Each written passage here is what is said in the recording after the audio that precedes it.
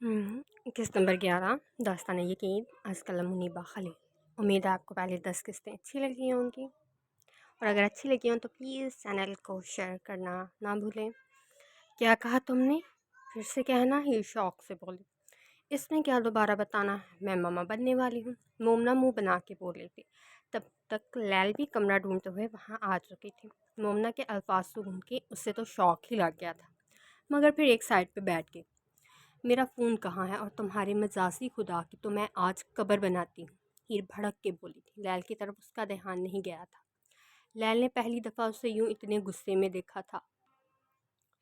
हीर बाहर से अपना बैग लाती जानी को कॉल लगा चुकी थी। फ़ौरन घर आओ, हीर ने कॉल पिक होते ही गुस्से से कहा था। जानी नासमझी से फ़ोन को देख रहा था, क्योंकि वो कुछ ही देर में ऑफिस पहुंचने वाले थे और अलेक्जेंडर को अपने काम में देरी पसंद नहीं थी, और आज तो उसे कोई ज़रूरी बात भी करनी थी। हीर में अभी नहीं आ सकता, अलेक्जेंडर नहीं आने देगा। वो सब एक दूसरे के सामने उसे अलेक्जेंडर कह लेते थे। सिर्फ हीर लैल से ही इस बात का पर्दा रखना था। वो हीर के गुस्से में होने की वजह से उसे समझाते हुए बोला था, रईस को बोलो लैल ठीक नहीं है। हीर हर मसले का हल निकालती बोली थी और साथ ही कॉल भी कर दी। जानी भी परेशान हुआ था कि लैल को क्या हुआ है। हीर के कॉल कट होते ही जानी ने अलेक्जेंडर को कॉल मिलाई थी। रईस को हीर की कॉल आई थी, वो कह रही थी कि लैल ठीक नहीं है। जानी अलेक्जेंडर से डरते डरते बोला था। इसे लैल के ठीक ना होने का सुनकर ही कुछ हो रहा था। अलेक्जेंडर जो कि रास्ते में ही था, फ़ौरन से वापस घर की तरफ गाड़ी मोड़ ली। जानी, ख़याम और फुरकान भी वापस आ गए थे। हीर के कॉल काटने पर लैल ने उसकी तरफ गुस्से से देखा था, जो जानी को बुलाने के लिए उसके ठीक ना होने का झूठ बोल चुके थे, और उसके चेहरे पे ज़रा भी शर्मिंदा नहीं थी। ऐसे क्या देख रही हो, मैं शर्मिंदा नहीं होने वाली। वैसे उसने नहीं आने देना था उनको, अब देखना कैसे खुद भी भागा हुआ आएगा। हीर, जिसका ध्यान अब लैल की तरफ गया था, बेड पे बैठती बोली। मोमना वहाँ मुजरिमों की तरह सर झुका के खड़ी थी। अभी लैल उसे कोई जवाब देती जब अलेक्जेंडर दौड़ते हुए घर में दाखिल हुआ था, और साथ ही लैल को आवाज़ें भी दे रहा था, जिस पे लैल हीर की तरफ देखती ना में सर हिलाती बाहर आ गई थी, क्योंकि हीर की आंखों में साफ लिखा था, देख लो, मैंने कहा था ना। अलेक्जेंडर, जो ऊपर अपने कमरे में जाने वाला था, लैल को नीचे के कमरे से बाहर निकलते आते देख लैल की तरफ आया था और उसके हाथ पकड़ के चेक करने लगा। जब लैल बोली थी, और जिस पर अलेक्जेंडर का दिल किया था वो हीर का कत्ल कर दे। मैं बिल्कुल ठीक हूँ। वो मिंसा ने उस लड़की के शोहर को बुलाने के लिए झूठ बोला था, वो अलेक्जेंडर की तरफ देखती बोली थी। हीर, हीर बाहर निकलो, वो लैल की बात सुन के चीखा था, जिससे हीर बाहर निकल आई थी और लैल को पकड़ के साइड पे खड़ा किया था, क्योंकि हीर एक कमरे से बाहर निकल आई थी और उसके पीछे ही मोमना भी निकली थी, जिसके चेहरे पे दुख था, क्योंकि उसे लग रहा था कि उसकी ये इकलौती दोस्त ये सुन के खुश होगी, मगर उसने तो जानी को ही कॉल कर दी थी। वो नहीं जानती थी कि वो क्या कर बैठी है। हीर के सामने खड़े होते ही अलेक्जेंडर ने उसकी गर्दन को अपने हाथ की गिरफ्त में लिया था। गिरफ्त इतनी सख्त ज़रूर थी कि लैल को लग रहा था आज वो गई, हीर को लग रहा था वो आज गई। लैल के मामले में मैं किसी किस्म का मजाक बर्दाश्त नहीं करता, वो हीर की गर्दन पे गिरफ्त और मजबूत करते बोला था, मगर वो भी अपने नाम की एक थी, ज़रा जो खुद को छुड़ाने के लिए कोशिश की हो। आंखों से पानी निकलने लगा था, जिस पे लैल खुद ही आगे आए थे।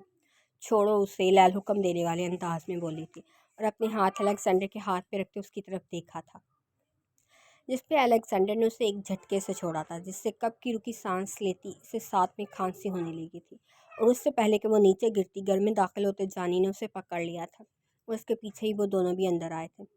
वो तीनों अलेक्जेंडर के गुस्से को नासमझी से देख रहे थे। कुछ ही देर में हीर अपना सांस बहाल करती गुस्से से जानी की तरफ बढ़ी थी। राइस, मैंने तुम्हें कुछ नहीं कहा, अब तुम मुझे कुछ नहीं कहोगे, वह अलेक्जेंडर की तरफ देखती बोली थी, जो लैल के पास खड़ा था और गुस्से से उससे ही देख रहा था। हीर बोलते ही जानी के मुंह पे मुक्का मारा था। जानी तो हैरान था, एक तो इसे गिरने से बचाया, ऊपर से ये मुझे ही मार रही है। हुआ क्या है पागल औरत, वो अपने होंठों पे हाथ रखता बोला था, क्योंकि वहाँ से खून निकलने लगा था। ये भी मैं बताऊँ अब, वो गुस्से से बोलती और एक मुक्का जानी के पीठ में मार चुकी थी। मोमना की तो सांसें रुक गई थी जानी को मार खाते देख। मैंने क्या कहा था तुम्हें, वो पास ही पड़ा बाँस उठा के जानी के बाजू पे मारते बोली थी। बाँस लगने से जानी के बाजू में से भी खून निकलने लगा था, मगर कोई भी आगे नहीं बढ़ा था, क्योंकि अलेक्जेंडर ने नहीं कहा था, देखो, अगर तुम्हें पागल खाने जाने का शौक़ है तो बता दो, मैं वैसे ही छोड़ आता हूँ, मुझे तो ना ऐसे मारो, अभी नई नई शादी हुई है मेरी। वो इतनी चोटें लगवा के भी बाज नहीं आया था। भेजूंगी तो मैं, वो भी तुम्हें, वो भी सीधा जेल। वो गुस्से से बोलती वापस से जानी की तरफ बढ़ी थी, क्योंकि वो बात करते हुए दूर जाके खड़ा हो चुका था। जिस पे जानी ने खुद ही हीर के हाथ पकड़ लिए थे, क्योंकि इससे कोई सीरियस मामला लग रहा था, वरना तो वो कभी इतना गुस्सा नहीं करती थी। मोमना भी रोने का शुगल फरमा रही थी। अलेक्जेंडर लैल को लेकर सोफे पे बैठ चुका था। लैल की नाराज़गी बरकरार थी। हीर को एक साइड पे करते उसने अब गुस्से से घूरा था जब अलेक्जेंडर भी बोल उठा था, क्योंकि इसके बोलने वगैरह इस लड़ाई का अख्ताम नहीं होना था। हीर, उसके एक लफ्ज़ से हीर समझ गई थी कि अब बस। जानी मोमना की तरफ आया था और अपने शर्ट के बाजू से मुंह से निकलता खून साफ किया था। ब्लैक शर्ट होने की वजह से खून का पता तो नहीं चला, मगर शर्ट गीली हो चुकी थी। तुम क्यों रो रही हो? अब वो मोमना के आंसू साफ करते बोला। उसके हाथ से कुछ खून मोमना के चेहरे पे लग चुका था। मोमना डर रही थी कि जानी उसे मारेगा। हाँ हाँ, बताओ इसे कि क्या कारनामा सरअंजाम दिया है तुम्हारे मजाजी खुदा ने। वो जानी की तरफ देखती बोली थी। बस नहीं चल रहा था कि वो जानी की जान ले ले। तुम इधर देखो और बताओ कि आखिर ऐसा क्या किया है मैंने। वो मोमना की तरफ देखता सीरियस अंदाज में बोला। वो मैंने तो बस यही बताया था कि मैं मामा बनने वाली हूँ और उन्होंने आपको कॉल कर ली, और अब जब के आए हैं वो आपको मार रही हैं। वो सूसू करते बोली थी। उसकी बात सुन के जानी खुद शौक में चला गया था। क्या बनने वाली हो तुम? वो होश में आता दोबारा बोला था। इस दफ़ा जवाब हीर ने दिया था, जो अलेक्जेंडर के सामने वाले सोफे पे बैठी हुई थी। बाप बनने वाले हो तुम, मुबारक हो, वो तंजिया मुस्कुराते हुए बोली थी। और ये हुआ कब? वो मोमना की तरफ देखता आहिस्ता आवाज़ में बोला था, जिसकी आवाज़ किसी को नहीं गई थी।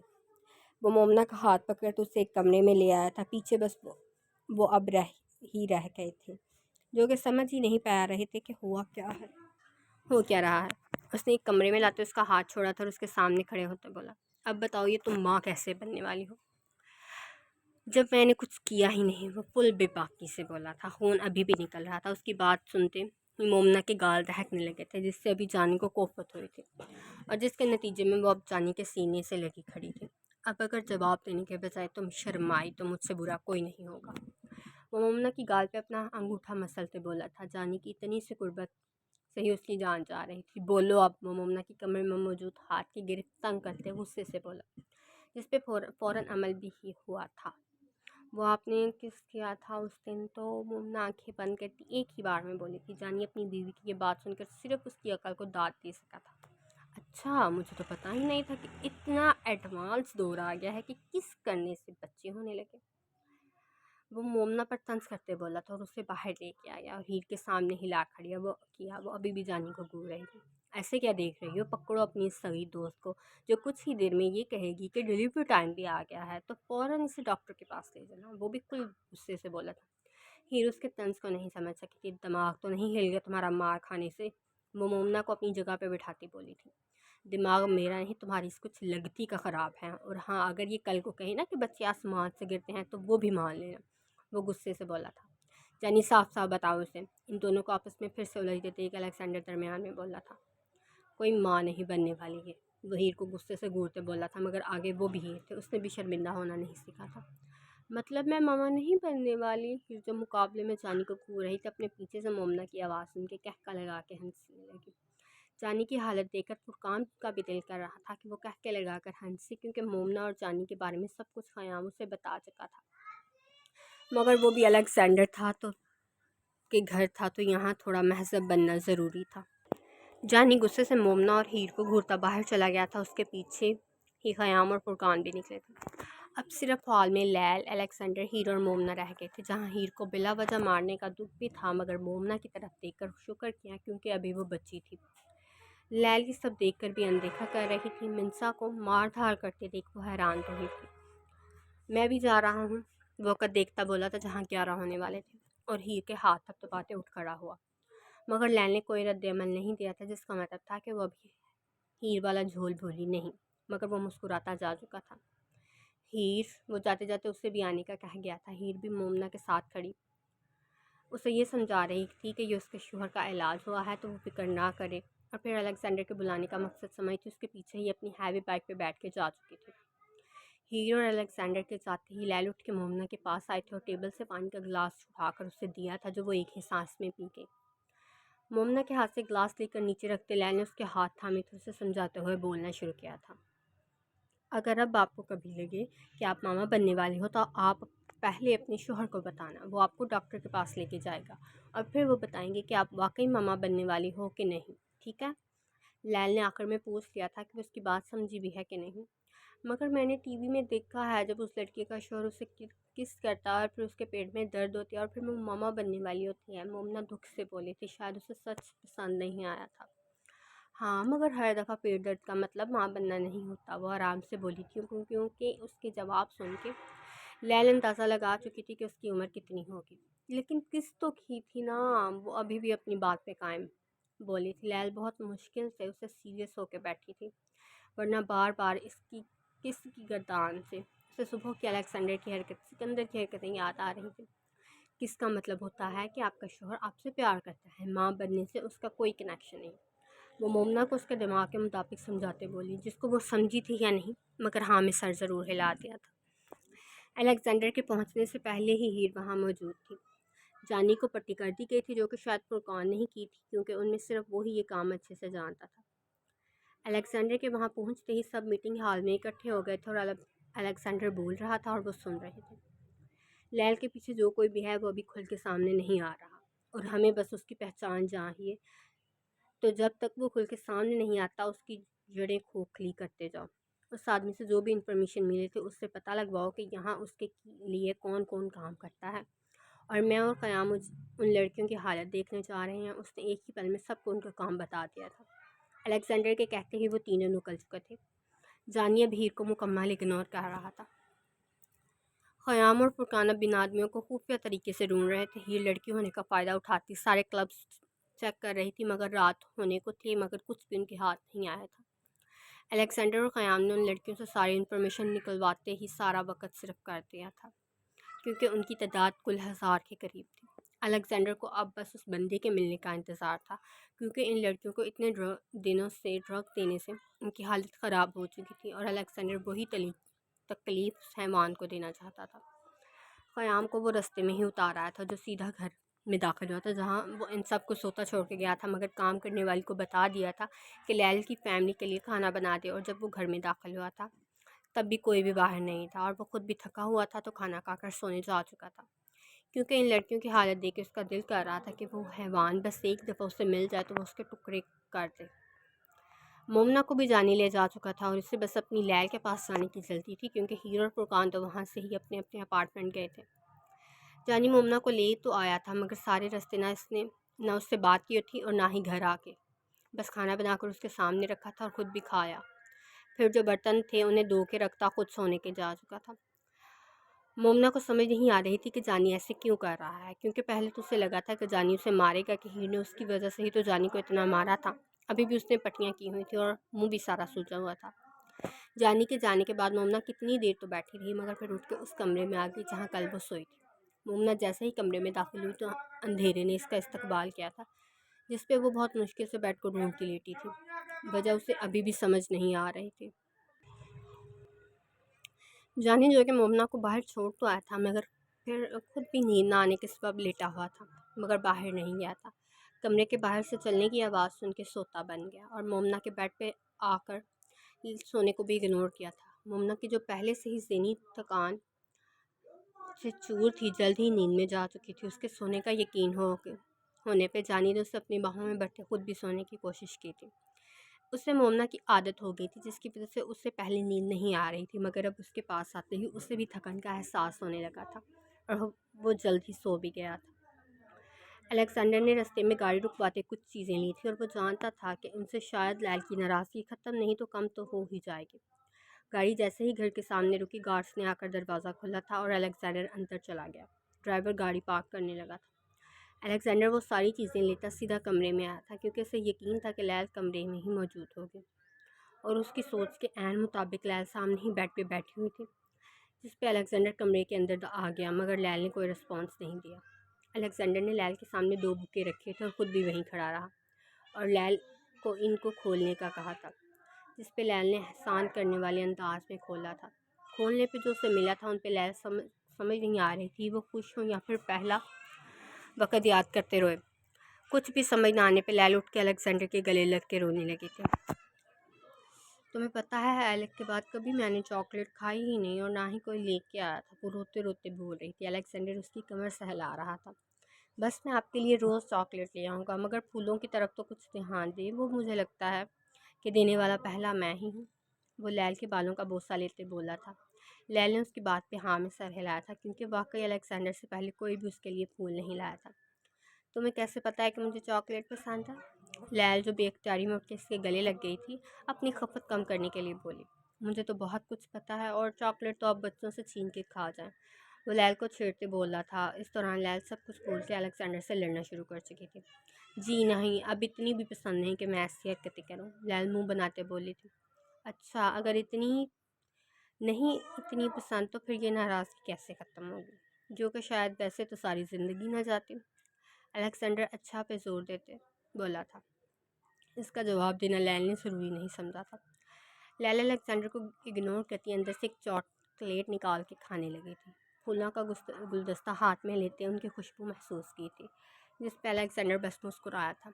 अच्छा, अब नीचे चले, मैं खाना बनाता हूँ। वो जो फ्रेश होना चाहता था वक़्त देख के बोलो, जहाँ 10 से ऊपर का वक़्त हो रहा था, और लैल की सेहत तो सबसे ज़रूरी थी उसके लिए। अच्छा, पहले वादा करो मेरे लिए रोज़ चॉकलेट लाओगी, क्योंकि तुम्हें तो पता होगा कि मुझे चॉकलेट से इश्क है।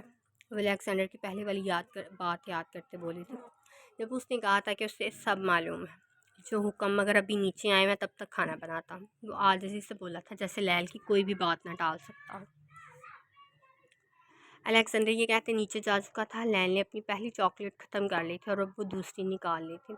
बाकी वो रूम रेफ्रिजरेटर में रख चुकी थी, और खुद नीचे आ गए, जहाँ वो ग्रे कलर की शर्ट और साथ ब्लू पैंट में खाना बनाने में मसरूफ़ था, और शर्ट के बाजू फोल्ड किए हुए थे, और मगन अंदाज में अपना काम कर रहा था। जब लैल भी किचन में दाखिल हुए, अलेक्जेंडर ने मसरूफ़ से अंदाज में ही लैल के लिए चेयर खींची थी ताकि वो बैठ जाए। वो चेयर वापस अपनी जगह पे करती अलेक्जेंडर के पास खड़ी होकर ये देखने लगी कि वो क्या बना रहा है। लैल के पास खड़े होने पे खुश तो हुआ था, मगर फिर उसके हाथ में चॉकलेट देखकर ना में सर हिलाया।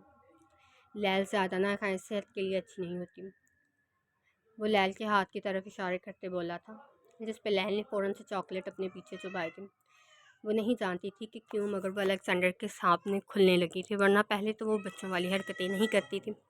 ये अलेक्जेंडर ही था जिसकी ज़रा सी तवज्जो से वो उसे खुल के जीना सिखा रही थी, क्योंकि पहले तो वो बस ज़िंदगी गुजार रहे थे। तुम ये किसके लिए लाए हो? लैला अलेक्जेंडर को आंखें दिखाते बोली थी। साफ सी बात है, आपके लिए। वो पास्ते वाले पैन पे ढक्कन रखते हुए बोला। तो मेरी मर्ज़ी, मैं जब मर्ज़ी खाऊं, तुम कौन होते हो मुझे टोकने वाले? लैल लड़ने वाले अंदाज में बोली। लैल की बात सुनकर अलेक्जेंडर ने एक ही झटके में लैल की कमर में हाथ डालकर उसे अपनी तरफ खींचा था, और दूसरे हाथ से उसका चेहरा ऊपर किया था। लैल का चेहरा बस उससे 2 इंच के फासले पर था, और वह अलेक्जेंडर के कंधे तक आती थी। मैं आपका शौहर, वो लैल की चॉकलेट से भरे होंठों पर अमती उंगली फेरते बोला था। अलेक्जेंडर को इसके होंठ देख के लग रहा था जैसे किसी ने स्ट्रॉबेरी पे चॉकलेट लगाती हो। अलेक्जेंडर ने लैल की आंखों में आंखें डाले ही वो उंगली अपने मुंह में डाली थी, और जब बोला तो लैल की गाल भी स्ट्रॉबेरी से रेड एप्पल कर गया था। वैसे मुझे नहीं पता था कि चॉकलेट इतनी स्वीट होती है, या फिर ये आपके होंठों से लगने के बाद ज़्यादा मीठी हो गई है। वो पुरसोच अंदाज में बोला था। लैल बहुत अच्छे से उसकी बात समझ गई थी। अलेक्जेंडर ने लैल की शर्म से लाल होते देख आराम से उसे चेयर पर बैठाया था, और उसके लिए और अपने लिए पास्ता निकाला था। लैल अब चॉकलेट खाना भूल गई थी। अलेक्जेंडर ने खुद ही लैल को खाना खिलाना शुरू कर दिया था, जिस पर उसने कोई मुज़ाहमत नहीं की थी, और अलेक्जेंडर के सारा खाना खिलाने पे पुरसोच ही बोली थी। तुम मुझे इतने अच्छे से कैसे जानते हो मुझे क्या पसंद है और क्या नहीं? वो अलेक्जेंडर को अब खुद खाना खाते देख बोली थी। क्योंकि मैंने आपको हिफ्स कर लिया है, और जिसे एक दफ़ा हिफ्स कर लिया जाए उसके बारे में कुछ भी भूला नहीं जाता। वो खाने से हाथ रोक के बोला था। और मुझे क्यों लगता है कि मैं तुम्हें पहले से जानती हूँ? वो अलेक्जेंडर के जवाब को सुन के आगे बोली थी। ये तो आपको पता हो, और अगर आपको ऐसा लगता है तो ढूंढे मुझे कि मैं कौन हूँ, और क्या वाकई आप मुझे जानती हैं? वो लैल के दिमाग को मसरूफ़ करने के लिए बोला था, मगर फिर उसे अभी से सोचों में जाता था कि फ़ौरन से बात बदलती। और ये भी हो सकता है कि हम मुल्कुल अरवाह में मिले हों, इसलिए आपको ऐसा लगता हो, शरारती अंदाज में बोला था। सिकंदर, मैं तुम्हारी मोहब्बत पे ईमान लाने लगी हूँ, और अगर रहना है तो सिर्फ मेरा बन के रहना। मुझे आधे अधूरी मिलने वाली चीज़ों, रिश्तों और शख्स से सख्त नफरत है, चाहे वो मेरे लिए कितना भी ज़रूरी क्यों ना हो, मैं वो छोड़ देती हूँ। मुझे बांटने से सख्त नफरत है, चाहे वो मनपसंद शख्स हो, चीज़ हो, या फिर रिश्ता। इसलिए मुझसे दगा सोच समझ के करना। मैं यकीन तोड़ने की माफ़ी मरने के बाद भी नहीं देती। इस मामले में बहुत बेहिस हूँ मैं। मुझे वो पसंद ही नहीं जो मुकम्मल मेरा ना हो। वो कितना ही कीमती क्यों ना हो, उससे तो इश्क है जो मुकम्मल मेरा हो, चाहे उसकी दूसरों की नज़र में कोई कीमत ना हो, लेकिन मेरे लिए वो मेरा इश्क व मोहब्बत है। इश्क व मोहब्बत, इसके लहजे में एक सवाल था। हाँ, इश्क व मोहब्बत, क्योंकि इंसान को सबसे ज़्यादा जिससे मोहब्बत हो उसके लिए वो कीमती होता है, चाहे वो मालो दौलत हो, हीरो जवाहरात हो, कोई इंसान हो या रिश्ता। मैं छोड़ने के बाद ना तो वजह बताती हूँ ना ही शिकवा करती हूँ, और इसकी इस मिसाल मेरी अपनी माँ से ले लो। मैंने आज तक उनसे सवाल नहीं किया कि क्यों उन्होंने मेरा ख्याल नहीं रखा। मुझे अपनी इज़्ज़त नफ्स समझो या फिर अना बहुत अजीज़ है। मेरी माँ ने मुझसे ज़्यादा अजीज़ अन्नम को रखा, मैंने अपनी माँ से ही खुद को दूर कर लिया। इसलिए मेरे साथ सफ़र पे मोहतात रहना, मैं दगा करने वाले को आज रास्ते में ही छोड़ देती हूँ। लैल सीरियस अंदाज में बोली थी, जिस पे अलेक्जेंडर चमचा नीचे रखता उठ के लैल का रुख अपनी तरफ करता उसके कदमों में बैठ गया। अगर इस सफ़र में आपको कहीं भी मैं दागा पास लगूँ, वहीं मुझे छोड़ दीजिएगा, लेकिन एक दफ़ा मुझ पर मुकम्मल यकीन करके देखें। यकीन बहुत मुश्किल है सिकंदर, आहिस्ता आहिस्ता इस सफ़र में यकीन भी शामिल हो जाएगा अगर तुमने यकीन थमाया तो। लैल अलेक्जेंडर की आंखों में देखती बोली थी, मैं जानता हूँ जल्द ही आपको मुझ पर यकीन भी आ जाएगा। बस अगर कभी भी मेरे बारे में कोई कुछ भी कहे तो एक दफ़ा मुझसे उस बारे में पूछ लीजिएगा। वो लैल के हाथ चूमते बोला था। मैं सुनी सुनाई बातों पर यकीन नहीं करती और सबूतों पर भी नहीं, क्योंकि अक्सर अपनी आंखों भी धोखा दे जाती हैं। मुझे कुछ भी पूछना हुआ मैं तुमसे ही पूछूंगी। लैला लैल अलेक्जेंडर से अपने हाथ छुड़वाते बोले थे, जिस पर अलेक्जेंडर भी उठ खड़ा हुआ। अलेक्जेंडर वापस अपनी चेयर पे बैठा खाना खाने लगा था। लैल किसी सोच में गुम थी, न जाने वो क्या सोच रही थी, मगर अलेक्जेंडर जानता था कि अभी ये सही वक्त नहीं है कि वो अलेक्जेंडर और सिकंदर का सच पता लगे। अलेक्जेंडर के खाना ख़त्म करने पे लैल बर्तन धोने के लिए उठने लगी थी, जब अलेक्जेंडर ने उसे रोक दिया। आप बैठे, मैं धोता हूँ, आप तक अपनी चॉकलेट ख़त्म कर लें। अलेक्जेंडर टेबल पे प्लेट में बड़ी चॉकलेट देखते बोला था और बर्तन उठा के सिंक में रखे। पैन में मौजूद पास्ता भी निकाल के फ्रिज में रखा। आप सिर्फ सहरी टाइम में पास्ता ही खा लेंगी कि मैं कुछ और बना के रख दूँ? वो मसरूफ़ से अंदाज में बर्तन धोते बोला था। नहीं, मैं यही खा लूँगी। वो अलेक्जेंडर की तरफ देखती बोली थी, जो अब अपने हाथ साफ कर रहा था। फिर मैं ये ऊपर रूम रेफ्रिजरेटर में रख दूँगा और वहीं ओवन पड़ा है। आप मुझे उठा दीजिएगा, मैं गर्म कर दूँगा। प्लीज़ खुद कुछ मत कीजिएगा, मुझे पता है आपको खाना बनाना नहीं आता, वो इल्तिजा करने वाले अंदाज में बोला। तुम्हारे कहने का मतलब क्या है? हाँ, वो तो शायद पहले से ही अलेक्जेंडर से लड़ने को तैयार था। नहीं, मैं तो बस वो लैल को गुस्से में देख अपनी कुछ सफाई देता जब वो गुस्से से बोली। हाँ, पता है मुझे ताने देने की ज़रूरत नहीं है, अब नहीं आता मुझे खाना बनाना तो मुझे ताने दोगे? वो अभी तक गुस्से में थी। मैंने तो सिर्फ बात की है लैल, मैं क्यों आपको ताने दूंगा? वो लैल के पास आता बोला था जब खड़ी हो चुकी थी। अब कोई ज़रूरत नहीं है तुम्हें सफाई देने की, और हाँ, अब मैंने मानना भी नहीं है। वो गुस्से से बोलती बाहर जा चुकी थी। अलेक्जेंडर उसके जाने के बाद अपना सर हाथों में थाम चुका था, क्योंकि उसे अब अपनी वाइट रोज़ की समझ नहीं आ रही थी, मगर जल्द ही समझ गया कि क्या माज रहा है। लैल बाहर आकर हाल में बैठ चुकी थी, मगर वो नहीं जानती थी कि वो क्यों अलेक्जेंडर से लड़ने के बहाने ढूंढती है, उस पर गुस्सा करती है। शायद इसलिए कि पहले किसी के साथ इतना फ्री नहीं हुई थी और ना ही किसी से झगड़ती थी, और गुस्से होने का तो सवाल ही पैदा नहीं होता था, क्योंकि लोगों पर से उसका मान उठ चुका था। मगर अलेक्जेंडर ने उसे अपने होने का मान बख्शा था। अब उसे पता था कि उसका भी कोई ऐसा अपना है जिसे उसकी फ़िक्र है, और ये बातों वो सुबह भी देख चुकी थी, जब हीर ने उसकी तबीयत ख़राब का झूठ बोला था और वो दौड़ता हुआ घर वापस आ गया था। लैल उठ के कमरे में आ चुकी थी, मगर फिर वहाँ मौजूद फूल देखकर उसके चेहरे पर मुस्कुराहट आ गई। अभी उसे वहाँ बैठे कुछ ही देर हुई थी जब अलेक्जेंडर भी कमरे में दाखिल हुआ, मगर उसके हाथ में 2 प्लेट्स थी।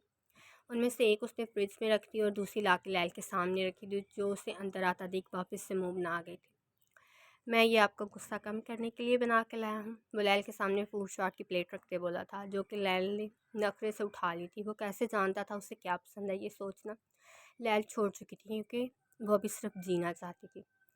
लैल के प्लेट लेने पर वो नाइट ड्रेस लेता बात लेने चला गया। लैल का फोकस अब फ्रूट चाट पे था, जो कि उसे ऐसा लग रहा था जैसे किसी माहिर शेफ ने बनाई हो। अलेक्जेंडर के बाहर आने तक लैल प्लेट खाली करके रखती लेट चुकी थी, जिस पे अलेक्जेंडर भी प्लेट उठा के धो के रखा था, क्योंकि उसे घर में धोने वाले बर्तन होना मंजूर नहीं था। वो जब वापस आया तो लैल लाइट भी ऑफ कर चुकी थी। अलेक्जेंडर आराम से अपनी जगह पर आकर लेटा था और लैल की कमर में हाथ डाल के उसे अपने सीने से लगाया। लैल ने कोई मुज़ाहमत नहीं की थी, क्योंकि वो शायद जान गई थी कि उसे ये सब करने से वो नहीं रोक सकती। सुबह तैयार रहिएगा, मेरे साथ जिम करेंगी और इस मामले में मैं आपकी कोई बात नहीं सुनूंगा। वो लैल का सर अपने बाजू पे रखते बोला था, जिस पे लैल ने कोई जवाब नहीं दिया। शायद वो अब लड़ने के मूड में नहीं थी, वरना ये तो एक अच्छा खासा मौजू था जिस पे वो आराम से लड़ सकती थी। अलेक्जेंडर लैल के बालों में उंगलियां चलाने लगा था, जिससे वो कुछ ही देर में सो गई। उसके सोने का यकीन करते अलेक्जेंडर भी उसके माथे का बोसा लेते उसकी थोड़ी देर पहले की हरकतें याद करता मुस्कुराते हुए सोने लगा। तो ये था 11वां एपिसोड। होप सो ये भी आपको पसंद आया होगा। और अगर अक्सर मेरे वर्ड्स में मिस्टेक्स वगैरह हो जाती हैं तो प्लीज़ उन्हें इग्नोर कीजिएगा। And thank you. अल्लाह हाफ़िज़।